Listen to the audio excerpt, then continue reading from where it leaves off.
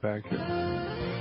Yeah, this is Dr. Stan, and fortunately we have Bob Chapman with us, who is a regularly scheduled guest. And actually, Bob had some problems with his phone, so we're lucky to have him with us. But I was asking Bob, I'd read in his newsletter that one of the congressmen was commenting that Social Security is in real trouble. Now, basically, Bernie Madoff had a scheme. He actually paid out, his benefits to the people through the money that was coming in on a regular basis from new investors. That's the way Social Security works. They actually take the money in, they pay the money out, and then supposedly they were supposed to have a Social Security fund, but they stole all the money just like Bernie Madoff did. But the system works as long as you get enough money in to cover your outgo. You got to have an income to cover your outgo.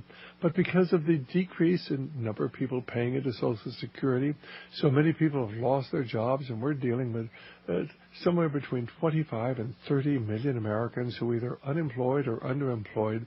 They're not getting enough money in from Social Security, and if something doesn't happen in a couple of years, why Social Security will not have enough money to pay out.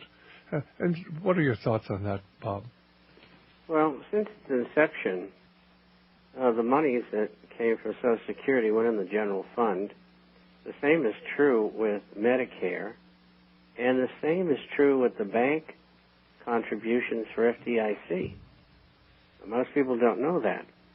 So all the money's been spent. Now, they have credits in there. How much, remains to be seen. I know that the FDIC here in a couple of days is going to come out with their position. And, they're probably going to have $5 or $10 billion or something. And if you took just 1% of all the deposits in the country, you would need $700 billion to insure that 1% by the FDIC. So you can see what a misnomer the whole thing is in the first place.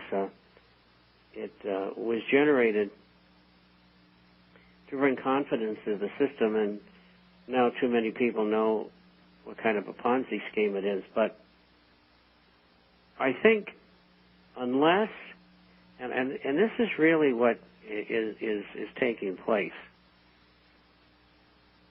It was almost a year ago that a House committee, and I don't know the name of the House committee, had hearings, and it was how to save Social Security. And testimony was given, but the most shocking testimony was that Congress and others want to roll all the retirement plans into Social Security in order to continue to fund it. Now, if they're out of money, that's what they'll do. Now, I haven't seen any rambunctiousness within committee. There's no steam coming out of it yet. But the minute I see steam coming out, and the minute I see that there is a possibility of that bill, whatever it may be called, coming to the floor of the House, then I would think that at that time I would probably tell our subscribers that they had best liquidate what retirement plans that they had. Now, some you can't because of the way you're tied in. Like if you're 25 or 45 or 50 years old, you can't do that unless you quit. A lot of people would quit, to get their $75 or $750,000 or whatever it is. And some of these IRAs and pension plans for individuals have a lot of money in them. So on the horizon, that's a distinct possibility, and it would be a way out for them. So if they come around in about a year and say, hey, at the end of the year there won't be any money there, and so we're going to have to legislate something, you better get out of your retirement as fast as humanly possible. And, of course, for our subscribers, we'll have the information in there and say, it's time, get out. Well, pay the penalties, pay the taxes. Isn't this in essence what Argentina did? Didn't they simply seize all the pension funds because they needed money? Yeah, but they didn't let anybody know it was by presidential edict. Right. And of course, the thing is in the United States, I think you're going to see legislative action, and Congress is bought and paid for, so if they're going to do it, it'll happen. And of course, the thing is the pension benefit guarantee corporation that benefits private pension funds is bankrupt. I think they're underwater by $30 billion. And the FDIC, if you look at the real figures and all the things they guaranteed, they're way underwater. And so they're basically bankrupt. But they can't tell the American people this. They can't tell the American people the truth. That realize that Bernie Madoff is not the only fellow who's run a Ponzi scheme and should be in prison. Well, that's all. We'll be back here in just a moment. Our guest, of course, is Bob Chapman from the International Forecaster. And Bob, before we go on, I want you to get out your telephone number, your website, tell people how they could subscribe to the International Forecaster. It's a wonderful source of the information you're not going to get elsewhere. The forecast is about business, finance, economic, social, and political issues all over the world. We publish on Wednesday and Saturday, usually around 35 or 40 pages each time. And we have a hard copy that goes out twice a month for those who are not on the Internet. You can get a free introductory copy by doing one of three things. Go to our site, and that address is the internationalforecaster.com. The International, FORECASTER.com. You can email us at Bob, B-O-B, at INTFORECASTER.com, Bob at intforecaster.com, or you can call toll-free 800-375-4188. That's 800-375-4188, and you get a free copy. And if you like it, maybe you'll want to become a subscriber.